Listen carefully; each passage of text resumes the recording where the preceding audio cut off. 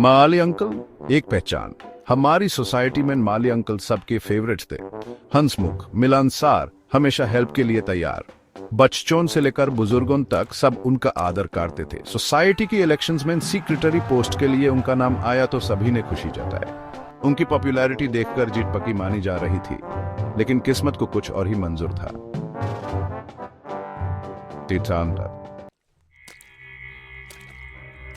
Loss का दुख और बिगड़ता बैलेंस। धीरे धीरे माली अंकल का बिहेवियर बदलने लगा। सोसाइटी के लोगों से दूरी बना ली, मीटिंग्स में आना छोड़ दिया। बच्चों के साथ खेलना तो दूर, अन पर चिल्लाने लगे। पहले जो रूल्स के पक्के सपोर्टर थे वही अब रूल्स को इग्नोर करके बिहेव करने लगे। उनके अंदर का गुस्सा बाहर निकालने लगा। कभी कर पार्किंग को लेकर झागदा तो कभी बच्चों के शोर पर गुस्सा।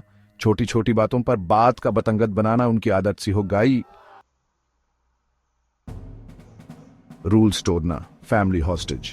माली अंकल का गुस्सा सिर्फ सोसाइटी तक ही लिमिटेड नहीं रहा, घर में भी उनका बिहेवियर बदल गया।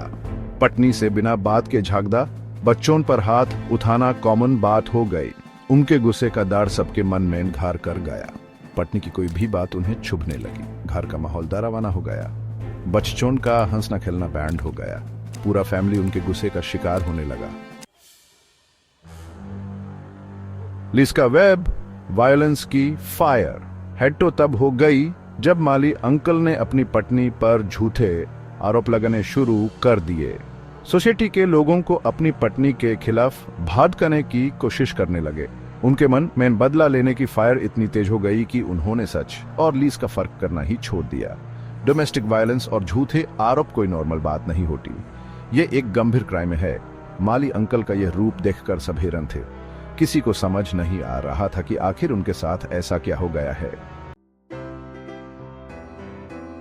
सोसाइटी एक नीड, एक रिस्पॉन्सिबिलिटी। माली अंकल की कहानी हमें बहुत कुछ सिखाती है। यह समाज में अच्छा रिश्ता बनाने के इंपॉर्टेंस को दर्शाती है। लॉस और जीत जिंदगी का हिस्सा है। इंपॉर्टेंट है कि हम अपनी फीलिंग्स पर कंट्रोल रखें और गलत रास्ते पर जाने से बचें। डोमेस्टिक वायलेंस एक गंभीर क्राइम है, इसके खिलाफ आवाज उठाना हम सबकी ड्यूटी है।